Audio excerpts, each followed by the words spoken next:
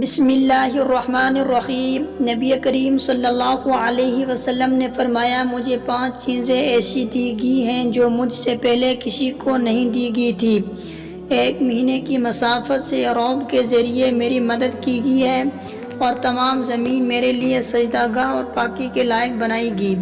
بس میری امت کا جو انسان نماز کے وقت کو جہاں بھی پا لے اسے وہاں ہی نماز ادا کر لینی چاہے، اور میرے لیے غنیمت کا مال حلال کیا گیا ہے، مجھ سے پہلے یہ کسی کے لیے بھی حلال نہ تھا، اور مجھے شفاعت عطا کی گئی ہے، اور تمام انبیاء اپنی اپنی قوم کے لیے مبعوث ہوتے تھے، لیکن میں تمام انسانوں کے لیے عام طور پر نبی بنا کر بھیجا گیا ہوں۔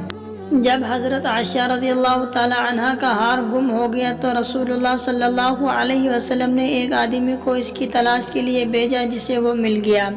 پھر نماز کا وقت آ پہنچا اور لوگوں کے پاس جو ہار کی تلاش میں گئے تھے پانی نہیں تھا۔ لوگوں نے نماز پڑھ لی اور رسول اللہ صلی اللہ علیہ وسلم سے اس کے متعلق شکایت کی۔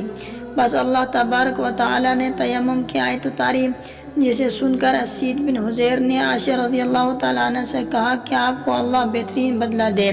واللہ جب بھی آپ کے ساتھ کوئی ایسی بات پیش آئی جس سے آپ کو تکلیف ہوئی تو اللہ تعالیٰ نے آپ کے لیے اور تمام مسلمانوں کے لیے اس میں خیر پیدا فرما دی۔